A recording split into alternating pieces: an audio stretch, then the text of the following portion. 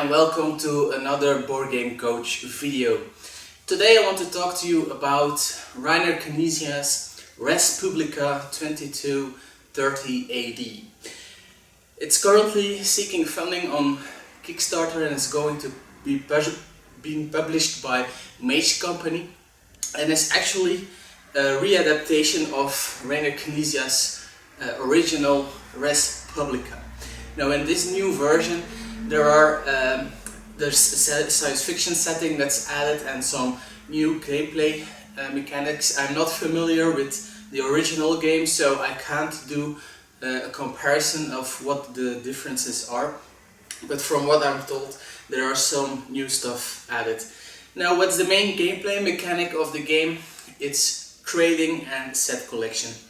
So in the game, it's a game for 3 to 5 players. You are going to try to collect some sets of races or technologies, and you will display those sets to gather points, and the goal of the game is to get the most points at the end of the game. So it's a really interesting gameplay mechanic, but don't let me keep you waiting. I'm going to show you what the game looks like, how it plays. But please keep in mind, I've received a prototype version of the game. The art is not finished, also the rules I've got have changed since then. I've tried to keep up with the new rules, and I will explain them as they are, but keep in mind you can check out the Kickstarter page. Some things are going to change, but I'll do my best to explain the game to you and give you a broad overview from what the game is like. Then afterwards I'm going to give you my conclusion, and you can make up your mind and decide if this game can be something you would be interested in. So without any further ado, let's see how the game works.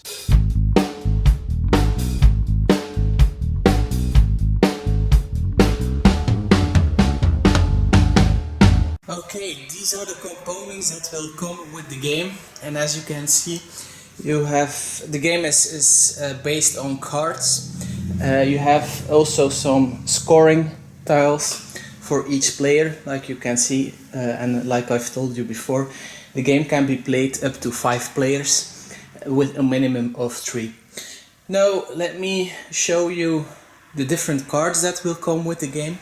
You have the deck that consists of all the races, and you also have the deck that consists of all the technologies. Now for the ease of this video, I have taken out one of each card of all the races and also of the technologies, and I will show them to you, and I will also talk then about the different scoring cards that you can find in the middle of the game, of the table, excuse me. So let me take those 2 special cards out for a moment so I can explain you those at the end. Now you have 6 different races. You have the Terrans, the Damacros, the Skitris, the Gaelish, and the Ornopians. Now these come with 12 cards of each of those races into the game, and you will need to try to collect a set of 5 of these cards to be able to trade it in for one of those scoring cards in the middle of the table. So you will need to have 5 Terrans, 5 Damacros, 5 Skitris, 5 Gaelish, or 5 Ornopians.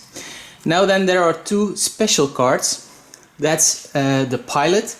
The Pilot serves as a joker, so when you have a pilot, you can use that card to form up a set of one of the other races if you don't have 5 cards available of them. And then you have the Eturians. The Eturians come with 6 cards of these into the race deck, and with the Eturians you are able to score a resort, which will give you 7 points, and you only need 3 of them to be able to score them. There are only 2 of these cards able to score, so it can be a race to get 3 Ethereans to be able to score 7 points. So these are the race cards. I'm going to put them back onto the deck. And then you have the technology cards. So you have, for instance, warp speed, teleport, bionic implant, mechanized warfare, some meteorite harvesting. And then you have the trooper. Now the trooper is a card that you will be able to use to block your opponents. Like you see, you have those different scoring cards. Some of them offer additional benefits or abilities during the game when you are able to score them. And with a trooper you can play it on one of those facilities of your opponents, and then for 1 round until it's a new round for the player, they are not able to use those abilities. So this is a bit of a sabotage card. And this card is the cloning facility. With the cloning facility again, you are able to score this card, the university, with 3 of these cards. And what the university does, once you have the university, you only need to trade in or to show 4 technology cards instead of 5 to be able to form a set and score points.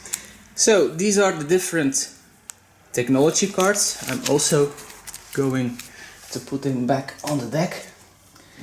So how does a game works? Well, at the start of the game you will mainly focus on the race deck. Of course, these decks will be put on the table face down. Excuse me. Every player will draw 4 cards, and that's their hand.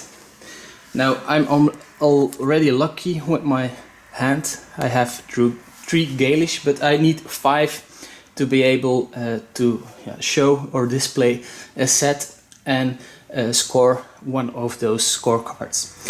Now, how does this gameplay mechanic work? Well, you will need to offer a trade with your opponents, and you have 2 ways to do that. You can offer someone something, or you can request something. For instance, I could say I request 1 Gaelish, or I could say I offer 1 Damacross. I can offer more things, but I need to use the Boolean operators for that. So the and on the or. So I could say I request a Gaelish and a pilot. Or I could say I offer a Gaelish or a Damacross. And that's where it stops. And that's maybe the most difficult part of the game, because normally we are used to tell what we offer or request for something else. But that you're not allowed to do that in this game. That's really up to the other players. So if I say I request a Gaelish, then my opponent could say, yeah, I will give you that, but I need a Damacross. Or someone else can say, oh, yes, okay, I can provide that for you too, but I request 2 Terrans. And then, once all your opponents were able to provide you with a counter offer, you are allowed to choose one of them or none of them. It's really up to you. But the really important thing is the way you are making that trade offer. So you are not allowed to use a request and an offer at the same time, and you can also only use 1 Boolean operator. So you can't say I'm offering 1 Gaelish and 1 Damacross and 1 Terran. Now you can only use the Boolean operator once. Also, something that you need to keep in mind that is that if you are using the OR operator, that's not as good a trade offer as you are using one where you use the AND operator, because your opponents are not actually knowing what they are going to receive. If you say I offer 1 Gaelish or 1 Damocross and they are giving you a counter offer, yeah, are they going to receive a Gaelish or a Damocross? They don't know. So normally their counter offer won't be that good either. So that's the way the main gameplay mechanics work. Now, if you have done a trade offer and you accepted or rejected it, at the end of the game of your round, you draw 1 extra card. So there is no card limit in the game. And actually, I've drawn another Gaelish. So let's look. And here's another Gaelish. I guess my deck was not shuffled well. Let's say at one point I'm able to collect 5 cards of the same race. I'm able to trade that in. I put that into the discard pile. And I'm able to collect a space station. So for 5 race cards, I'm having a space station, and that space station gives me 3 points. Now, once I have a space station, I'm able to collect 1 technology card for each space station in my possession at the end of the round. So at the end of the round, you can pick up to 3 cards. It's really up to your choice how many cards you draw of each deck, but it's limited up to 3. So I'm able now to start drawing technology cards, and when I'm able to collect 5 cards of the same technology card, I can start collecting the big points, and those are the cities. Now there are a lot of cards, but as you can see, the number of points you get for the cards are going down. So if I'm the first one to offer or display a set of 5 technology cards of the same type, then I'm able to score a city that will offer me 9 points. The next player will only get 8 points, and this go down up to 4 points. Now, then I've already told you about the cloning facilities. If you're able to trade in 3 of them, you will get this university card. With the university card, I only need 4 technology cards to trade it in for a city card. Then we also have the new colony card. To be able to score this card, I have to display 3 technology cards of the same type and 3 race cards of the same type. And that's the most special one in my opinion, and maybe also the most difficult to explain. Once in your turn, you are able to activate your new colony card, and what you need to do is you pick 1 card of your hand and you give that to another player. Then you take another card from your hand, a technology card or a race card, and you put it in the appropriate discard pile. And then you are able to choose one of the cards in the discard piles. So if other players have made some sets, there will be race cards or technology cards in the discard pile. If you have need of one of those cards with the new colony card, you are able to pick such card out of the discard pile and use it for your own set.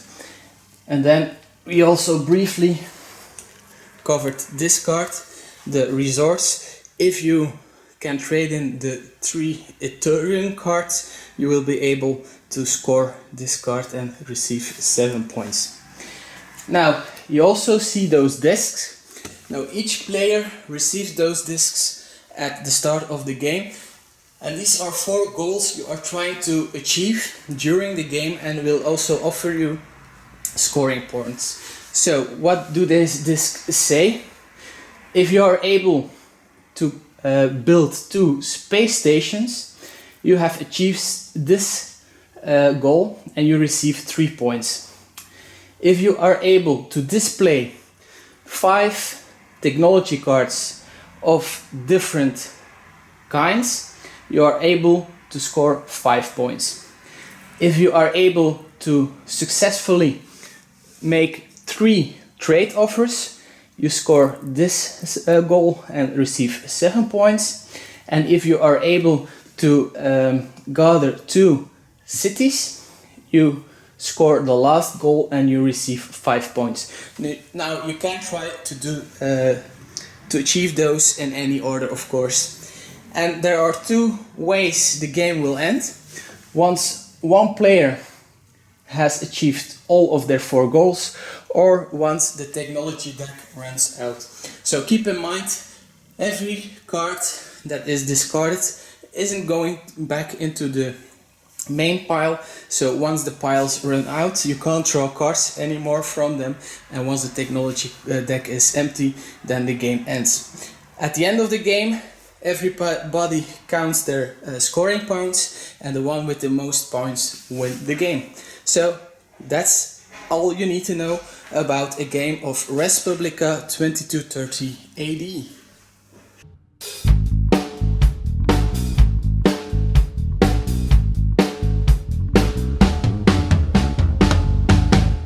So now it's final conclusion time.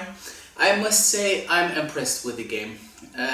When I received this prototype version, which I'm very grateful for that I had the opportunity to play it, I had some doubts. When I read the rules and I learned the game was all about trading with other people, I was wondering how that would work out. And I must say, it's really nice. It's a very interactive gameplay mechanic. You are constantly talking to your co-players, everybody is involved.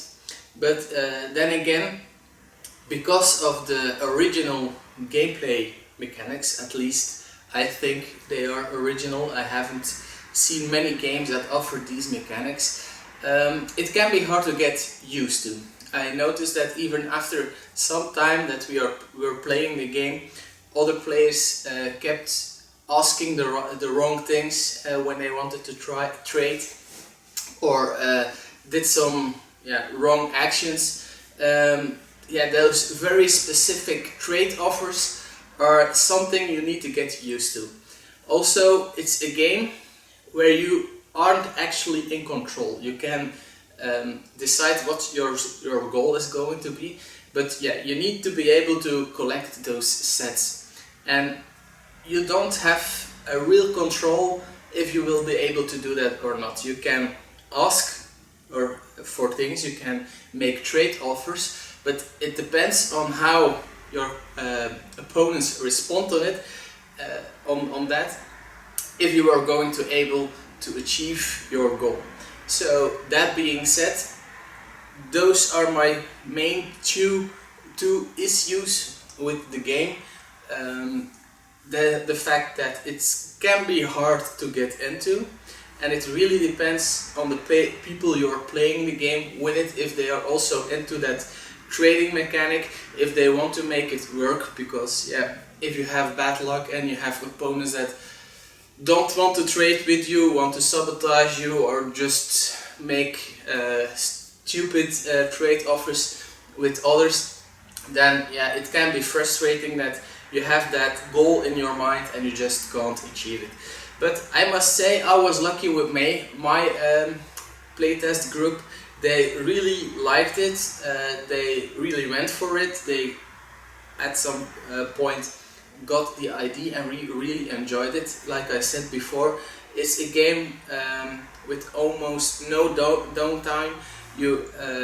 At every round everyone is involved in the game, and that's something I really like about this game.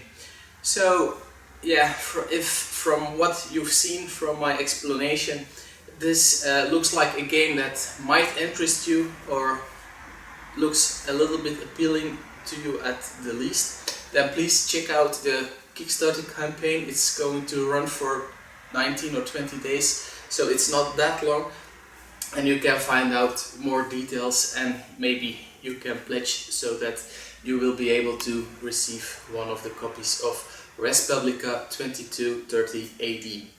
So thank you very much for watching this video and sticking with me until the end, and as always, may the board be with you and the dice be ever in your favor. Bye bye!